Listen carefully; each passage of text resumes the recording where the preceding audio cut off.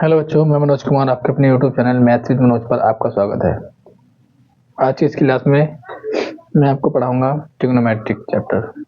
Trigonometric means त्रिकोणमिति। इससे पहली क्लास में मैंने आपको बताया था कि ट्रिग्नोमेट्रिक टेबल कैसे बनाई जाती है। आज की जो क्लास होगी इस चैप्टर का बिल्कुल बेस है, तो इसे बहुत ध्यान से समझना है। और ये जो चैप्टर है त्रिकोणमिति, ये बेस होता है एक राइट एंगल ट्रायंगल पे, मीन्स समकोण त्रिभुज पर। समकोण त्रिभुज क्या होता है? समकोण त्रिभुज एक ऐसा त्रिभुज जिसमें एक कोण 90 डिग्री हो, यानी कि एक एंगल 90 डिग्री हो। तो इसकी जो साइड्स होती हैं, ये साइड होती है, इसको क्या बोला जाता है? बेस। और इस साइड को परपेंडिकुलर, और इस साइड को हाइपोटेनस। बेस आधार, परपेंडिकुलर लंब, और हाइपोटेनस कांड। तो इस बेसिक क्लास में आज हमें क्या सीखना है? Trigonometric ratio. ट्रिग्नोमेट्रिक रेशियो कितने पढ़ने हैं हमें? 6 ट्रिग्नोमेट्रिक रेशियो पढ़ने हैं। साइन, कोस, टेन, सेक, कोसेक और कॉट। ये 6 ट्रिग्नोमेट्रिक रेशियो हैं, इनके बारे में हमें आज जानना है।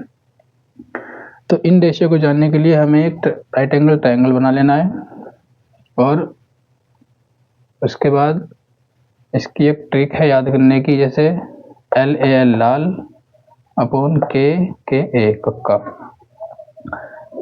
यानी कि जो पहला रेशियो होगा L अपॉन K, लाल बटे कक्का, ये होता है साइन की वैल्यू। तो साइन क्या हो जाएगा? Sine equal to P upon H, P perpendicular, H hypotenuse. तो साइन इज इक्वल टू लंब अपॉन कर्ण। कोस, कोस क्या होता है? बेस अपॉन हाइपोटेनस, यानी कि आधार अपॉन कर्ण। और टेन क्या होता है? P upon B, P perpendicular, B base, और लंब अपॉन आधार। तो ये कुछ ट्रिग्नोमेट्रिक रेशियो हैं। अब जो इसमें बेसिक चीजें हैं जानने वाली, वो क्या है? हमें इस ट्रायंगल में जो एंगल लेना है, यानी कि राइट एंगल को छोड़ करके अदर दो एंगल जो बचते हैं इसके, A और C। अब जो भी हमें एंगल लेना है, जैसे हमने एंगल C लिया, तो इस एंगल C के जो सामने वाली साइड होगी, यानी कि इसके जो फ्रंट वाली साइड होगी, उसको क्या बोला जाएगा? परपेंडिकुलर। और इसके जो नीचे वाली साइड होगी एंगल के साइड में, उसको बोला जाएगा बेस, और इसके अदर साइड को हाइपोटेनस। और जो राइट एंगल होगा, जैसे इसमें B पॉइंट को क्या माना गया है? Right angle. तो राइट एंगल के सामने वाली साइड को क्या बोला जाएगा? हाइपोटेनस। अब अगर एंगल हम इसमें A लें, जब हम एंगल A लिया जाएगा इसमें, तो A के सामने वाली साइड कौन सी हो जाएगी? BC। तो एंगल A के लिए BC जो काम करेगी, वो किसका काम करेगी? परपेंडिकुलर का, यानी कि लंब का। जब ये लंब हो गया और ये आधार हो जाएगा और ये कर्ण हो जाएगा AC। तो जैसे एंगल C लिया हमने एंगल C, तो एंगल C के लिए साइन C की वैल्यू क्या हो जाएगी? अब मैंने क्या बताया कि जो एंगल लिया जाएगा उसके सामने वाली साइड को हम क्या कहेंगे? परपेंडिकुलर। तो sine C is equal to होगा AB अपॉन AC।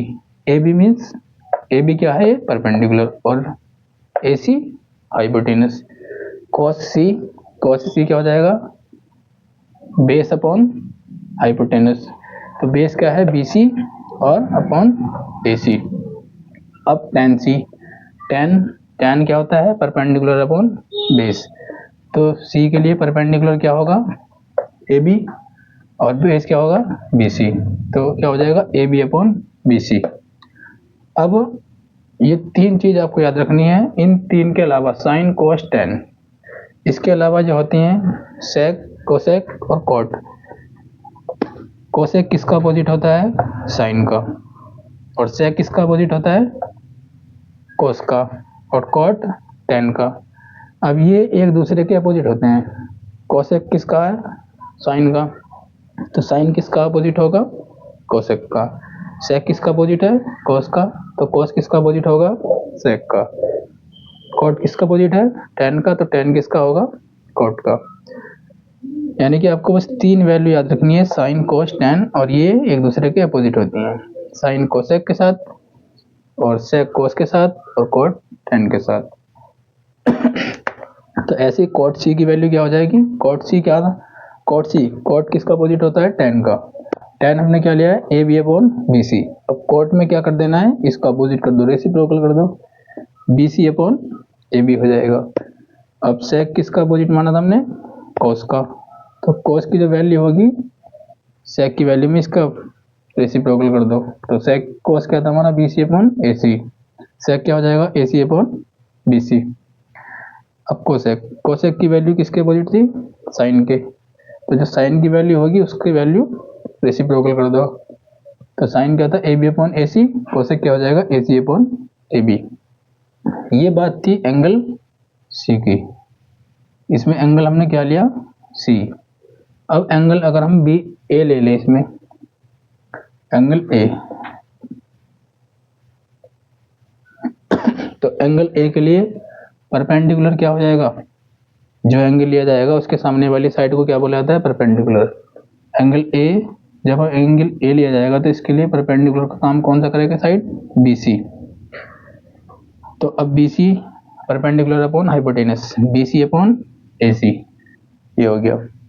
अब एंगल सी के, एंगल ए के लिए कॉस, कॉस ए, तो कॉस ए यानी कि बेस का काम करेगा ए के लिए? ए बी, और hypotenuse A C, A B upon A C. अब tan के लिए, tan क्या होता है? Perpendicular upon base. तो एंगल ए के लिए परपेंडिकुलर का काम कौन सी साइड करेगी? बी सी, और बेस का ए बी, तो B C upon A B. अब इसका बस अपोजिट कर दीजिए, ए बी, जो है कॉट है, कॉट किसका अपोजिट होता है? tan का। इसका रेसिप्रोकल करा A B upon B C. Sec किसका होता है? cos का। cos की वैल्यू को अपोजिट कर दो, ए C upon A B. Cosec किसका होता है? साइन का। साइन की वैल्यू को रेसिप्रोकल करो, बी सी अपॉन ए सी। इसका रेसिप्रोकल करेंगे तो ए सी अपॉन बी सी, ये वैल्यू हो जाएगी इसकी। इस चैप्टर में, इससे पहले की क्लास में जो मैंने आपको कराई थी ट्रिग्नोमेट्रिक टेबल, और आज की क्लास में जो मैंने ये बेसिक चीज़ें बताई हैं, इस चैप्टर का बिल्कुल बेस माना जाता है। और जो बच्चा इस बेस को क्लियर कर लेता है, अच्छे से समझ लेता है, तो इस चैप्टर में उसका कोई भी डाउट नहीं रहता है। तो एक बार फिर से इसको रिवाइज करते हैं। तो ट्रिग्नोमेट्रिक जो बेस है वो किस पे बेस है? एक राइट एंगल ट्रायंगल पे। राइट एंगल ट्रायंगल में क्या होता है? एक बेस होता है, एक परपेंडिकुलर होता है और एक हाइपोटेनस। तो हिंदी मीडियम वाले के लिए एक शॉर्ट ट्रिक ये है ट्रिग्नोमेट्रिक रेशियो याद करने के लिए। तो एल में जो पहला रेशियो होगा ये एल अपॉन के, लाल एल अपॉन के, यानी कि लंब बटे कर्ण।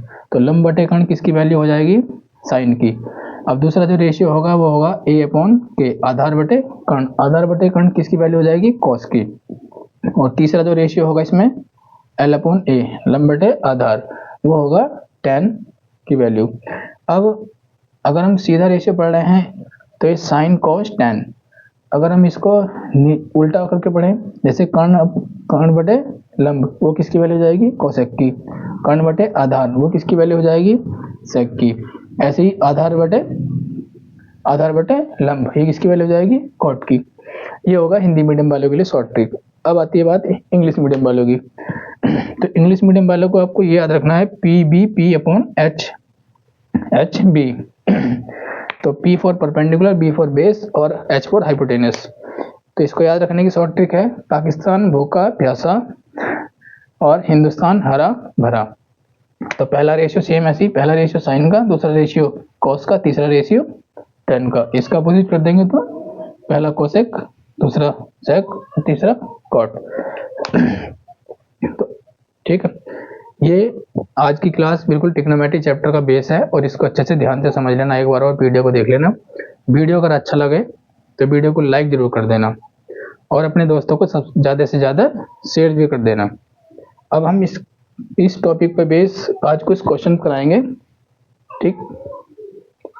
तो इसी पर बेस आज का क्वेश्चन, यदि sine A is equal to 3/5 तो cos A और tan A का मान ज्ञात कीजिए। तो इन क्वेश्चन को करने के लिए क्या करते हैं, एक राइट एंगल ट्रायंगल बनाओ, और जो मैंने इससे पहले आपको बताया है कि साइन राइट एंगल बना लिया आपको, इसकी नेमिंग करो ए बी और सी। बी को क्या मान लेना है, राइट एंगल ट्रायंगल। अब राइट एंगल ट्रायंगल मान लिया इसको, ये क्या हो जाएगा, बेस, और ये परपेंडिकुलर, और ये हाइपोटेनस। अब क्वेश्चन पाइए, तो क्वेश्चन में क्या दिया है, साइन की वैल्यू दी है, sine A is equal to कितना दिया है, 3/5। अब मैंने आपको बताया था कि साइन क्या होता है, साइन बताया था मैंने आपको लंब बटे कर्ण, और इंग्लिश मीडियम वाले यानी कि परपेंडिकुलर अपॉन हाइपोटेनस। अब साइन की वैल्यू दी है 3/5, तो क्वेश्चन के अकॉर्डिंग इसकी वैल्यू पुट करो। साइन क्या होता है, p/h। p की वैल्यू कितनी दी है उसने, 3, और h की वैल्यू कितनी दी है, 5। अभी हमें किसकी वैल्यू फाइंड आउट करनी है, b की वैल्यू फाइंड आउट करनी है। तो b की वैल्यू फाइंड आउट करने के लिए हम क्या करेंगे, पाइथागोरस थ्योरम लगाइए। पाइथागोरस थ्योरम क्या है, h is equal to square root of, या ऐसे नहीं b की वैल्यू फाइंड आउट करने के लिए क्या करना है आपको, पाइथागोरस थ्योरम लगाइए। h square is equal to p square plus b square, ये होता है ना पाइथागोरस थ्योरम। h की वैल्यू रख दीजिए, कितनी दी है, 5 स्क्वायर, p की वैल्यू कितनी दी है, 3 स्क्वायर, प्लस b की वैल्यू आपको फाइंड आउट करनी है। ठीक, 5 का स्क्वायर 25 और 3 का स्क्वायर 9 प्लस b स्क्वायर। अब यहाँ से b की वैल्यू निकालिए, b square is equal to, हमें b की वैल्यू फाइंड आउट करनी है, इसको इधर रोकना है, इस वाली वैल्यू को इधर ले जाओ, और कोई जब वैल्यू इक्वल के दूसरी साइड जाती है उसका साइन चेंज हो जाता है, ये इधर जाएगी तो कितनी हो जाएगी, -9। b square is equal to 25 -9 कितना बचेगा, ये 16। अब v की वैल्यू फाइंड आउट करने के लिए इधर का स्क्वायर रूट लग जाएगा, ये कितना 16 हो जाएगा, और 16 किसका स्क्वायर होता है, 4 का। तो b की वैल्यू कितनी आ गई है, 4। तो अब b की वैल्यू कितनी पुट कर दो, 4। अब हमारे पास हाइपोटेनस की वैल्यू आ गई, परपेंडिकुलर की वैल्यू आ गई, और बेस की वैल्यू आ गई। अब जो भी क्वेश्चन में पूछा है उसकी वैल्यू बता दो। अब पूछा क्या है, cos A और tan A। तो cos A मैंने आपको क्या बताया था, बेस अपॉन हाइपोटेनस। तो बेस की वैल्यू कितनी है, 4, और हाइपोटेनस की वैल्यू 5। ठीक है, अब tan की वैल्यू क्या होती है, परपेंडिकुलर अपॉन बेस। परपेंडिकुलर की वैल्यू कितनी है, 3, और बेस की वैल्यू 4। ये दो आंसर हो जाएंगे इसके, cos की वैल्यू और tan की वैल्यू। तो इस चैप्टर का आप देखिए सेकंड क्वेश्चन। ये क्वेश्चन जैसे ट्रायंगल PQR में जिसका कोण Q समकोण है, और उसमें दिया है कि PR plus QR is equal to 25 centimetre और PQ is equal to 5 centimetre है। साइन P, cos P और tan P के मान ज्ञात कीजिए। ये question very very most important,